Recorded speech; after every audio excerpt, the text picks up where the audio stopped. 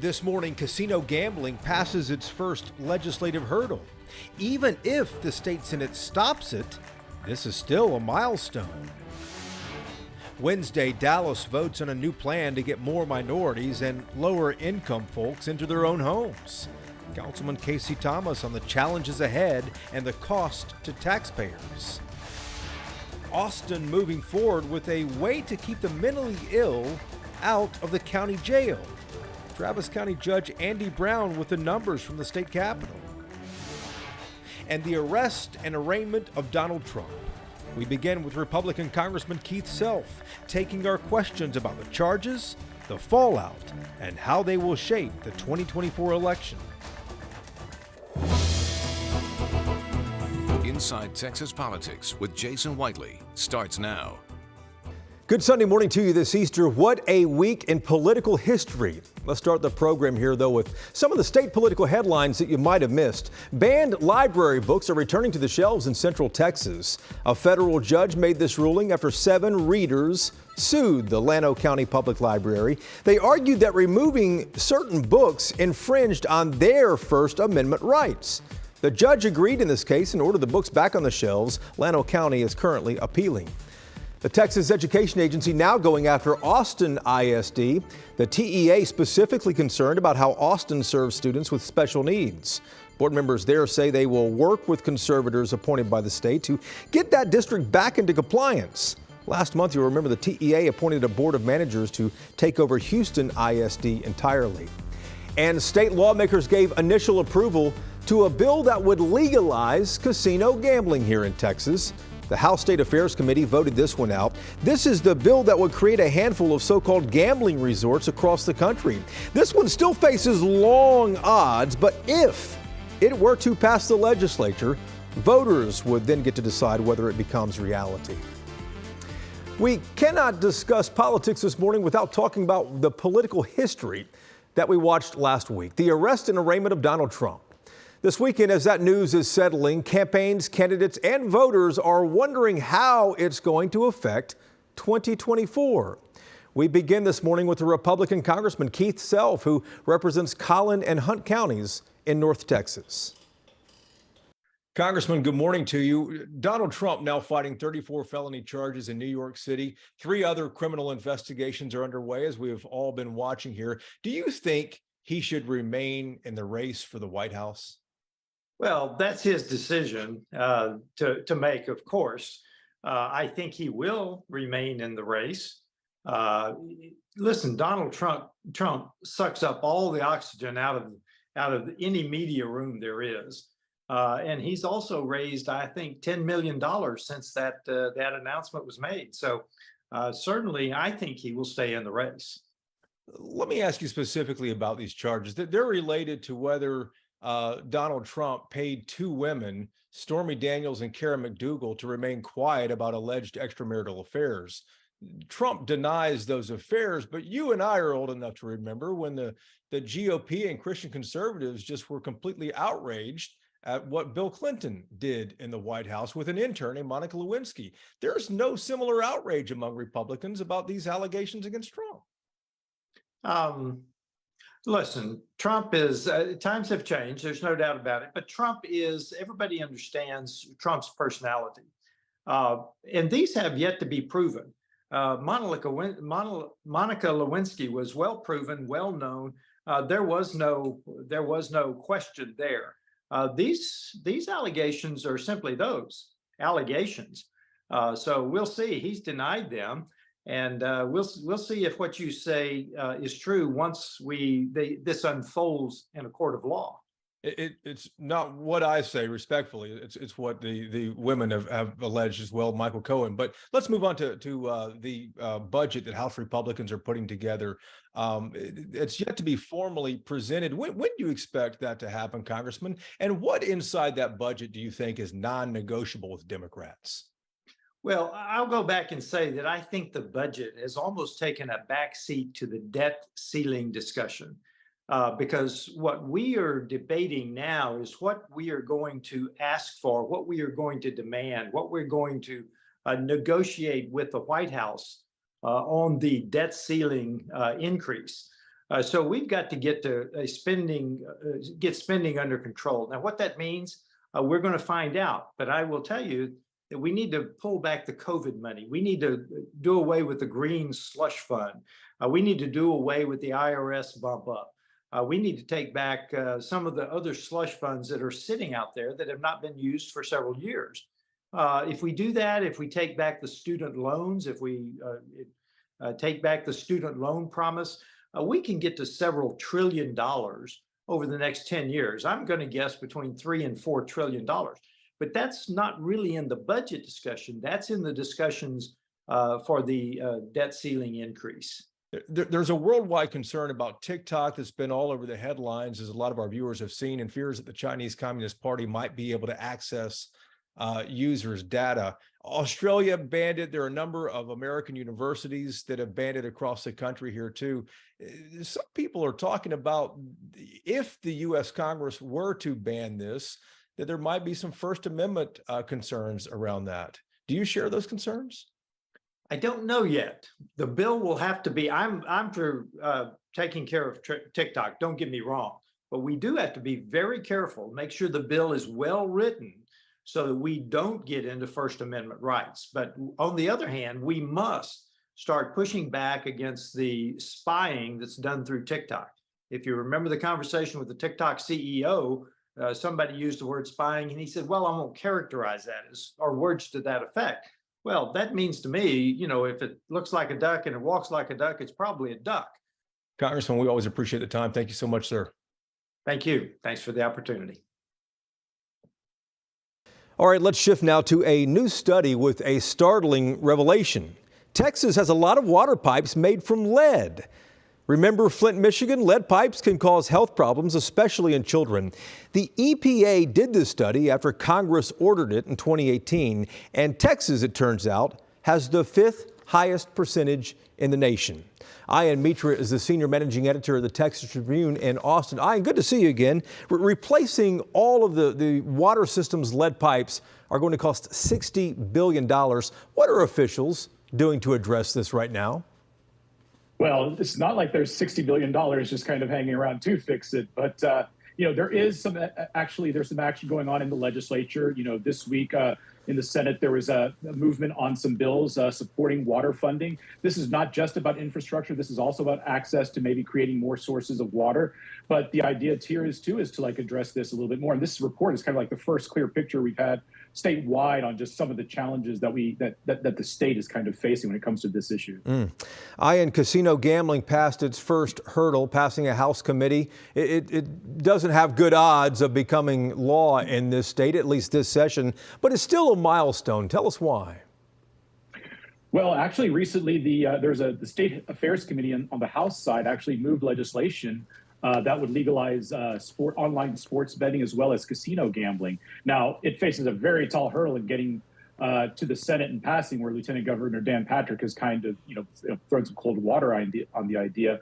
But the idea that it's passed this committee means that the debate will continue on this, and that's something that this is for advocates. This is a long game, and so that kind of progress could maybe provide some momentum. It is a long game indeed. Ian, thanks a lot. Back to you in just a moment here. Coming up on Inside Texas Politics, Dallas's new plan to get more minorities into their own homes. It will cost taxpayers. City Councilman Casey Thomas on whether Dallas can meet its own goals. And Travis County Judge Andy Brown on Austin's new way to keep the mentally ill out of the county jail. Welcome back to Inside Texas Politics. In our state right now, county jails are the largest provider of mental health services. Think about that for a moment. Austin, though, is moving forward with a new plan to help the mentally ill rather than just lock them up. Travis County Judge Andy Brown on this unanimous plan that commissioners there just approved. Judge, welcome back to the program. We last spoke with you at the first of the year, and you said that Travis County is badly in need of a mental health diversion center to keep nonviolent people with mental health problems out of the county jail. There has recently been some movement on that. Yeah, I was really happy that we had a vote here in Commissioner's Court. Me and Commissioner Trevelyan brought the resolution to court to start that process of building a mental health diversion center here in Travis County. It passed unanimously, and now staff is working to bring back some details to kind of get it through the process of hiring a design firm eventually, and then eventually getting someone to build it. But the problem persists. Our jail still has a huge number of people who have unmet mental health needs, a huge number of people who are waiting, frankly, for the state hospital system to accept them for competency restoration. And so this mental health diversion center, once it's up and running, would help with all of that and help reduce recidivism of people who really need mental health help rather than, spending a couple of nights in jail. If we can get them that help, get them stabilized, that's going to help our safety and help people's healthcare here in Austin. Judge, once this gets up and running, what kind of a real impact do you expect it's going to have on the county jail there in Travis County? Yeah, so we have looked at a lot of different models around the country. I went to Tucson last week, previously went to Nashville. We've looked at Harris County, even Williamson County, our neighbor just to the north. And one good concrete example is Nashville. They have a facility that is a little different than we would want, but has a lot of the tools that we would want. So they have 30 beds for men, 30 for women. People go in there, they first get arrested and booked, and then if they complete the 14-day average stay in the mental health facility, then their charges are expunged. And they have noticed a 70% reduction in recidivism for people who go through that mental health diversion center in Nashville. And their jail population, unlike ours, has been going down since this center was opened 2 years ago. We have gone from about 1,400 people in our jail at COVID to about 2,200 people today. And a lot of that, over 40% by our measure. In reality, it's probably more like 70% is people who have unmet mental health needs. So I think that if we follow something like the Nashville model or Miami or Tucson or some combination thereof, we will see a significant reduction in recidivism. We'll see a significant reduction in people in our jail who have mental health issues. And I think we'll see a safer Travis County. Finally, Judge, I want to ask you about fentanyl. Earlier this year, you said it was going to be a growing problem. It was a growing problem in 2022 and now in 2023 as well. Several bills are under consideration in the legislature. It would legalize or decriminalize, rather, the fentanyl test strips. It would allow for mapping of overdose cases and even charging drug dealers with murder if anyone died from an overdose. If these were to pass, what kind of an impact do you expect that would have in Travis County? Yeah, first on the positive side, I'm really glad that Governor Abbott agreed with me and others in the need to legalize fentanyl strips in our state. That will save lives. It has done so in New Mexico and I think 17 other states so far. In talking with our medical examiner about one of those bills that basically would take away the power of a medical examiner to make medical decisions and instead force them to say, anytime you find fentanyl in someone's dead body, you have to say that it was because of a poisoning. That's taking away a medical decision. That's something that medical examiners do not do. They do not make assumptions like that of anything other than what they see and what they are analyzing. And so that, again, that bill is political and frankly doesn't help anything. I have every indication from our medical examiner that last year will be worse than the previous year in terms of overdose deaths here in Travis County, as I believe is happening statewide and nationwide. It's terrible, but I think that we need to take a public health approach to it to save lives of people as young as high school students and frankly from every socioeconomic background who are dying of these overdose deaths. Again, I think we need to look to science and how to save lives and how to prevent these deaths and how to get out of this opioid epidemic. Judge, it's good to talk to you again. Thank you for the time. Yeah, thank you very much for your time. In Dallas on Wednesday, City Council will vote on a new long-term plan for housing. This is designed to make more minorities homeowners. The city is getting developers on board with this, but Dallas first has to get ready itself. City Councilman Casey Thomas with this week's plan that he helped craft. Councilman, good morning to you. The new housing policy seems to hinge on incentivizing developers to build more affordable housing. Do you have any buy-in yet in Dallas from any developers? Yeah, good morning, Jay. It's always a pleasure to be with you. Absolutely. We have done extensive communication and outreach with some of our industry partners, community neighborhood leaders, and based on the feedback that we received, as long as they have a seat at the table when we move forward with our steering committee, then they're on board 100%. Councilman, the city has to do its part here and improve internet access, improve transportation, and improve drainage and other infrastructure projects here. What do you expect that to cost over the next decade? Oh, well, I mean, that cost is definitely going to be astronomical, but we are definitely moving in the right direction with our racial equity resolution, which requires us to utilize racial equity in our budgeting process and even in our upcoming bond. And so I think we'll make sure that we can scratch the areas that have been historically itching and provide incentives for our builders, even our builders of color who have not had the opportunities in order to move forward. So I think this is going to be a great foundation. We know home ownership is the key. Everyone needs a place to where they can call home, and we want to provide the incentives that's going to make it possible for people's dream to become a reality. My understanding is that the city still has a backlog of building permits that are waiting to be issued for whatever reason. As a developer, why would I come in here and commit to something if the city can't even issue building permits on time? Yeah, well, I think we've cut that tremendously in half, if not more than that. And I think having the right people in position in the development services department has been key to that. And also the communication. They have a newsletter that they send out that they're letting people know about the changes that have been put in place. We had a new software system that we use. COVID, people were not able to come down and bring their plans. They had to submit them electronically. Sure. And oftentimes, many of these issues could have been addressed if a face-to-face conversation would have taken place. Now we're going back to opening up our development services office and creating an opportunity for developers to come in person and be able to work with a team that's focused specifically on cutting through that particular red tape. Councilman, we appreciate the time. Thank you, sir. Thank you, Jason. Coming up next, the political story of the week. What do DeSantis, Pence, or Nikki Haley supporters do now after the Trump indictment? We'll talk about that next on the Roundtable. Time now for Reporters Roundtable to put the headlines in perspective. Aya Mitra is back with us from the Texas Tribune in Austin. Bud Kennedy is here from the Fort Worth Star-Telegram, and Bernadine Steptoe, of course, the political producer at WFAA in Dallas.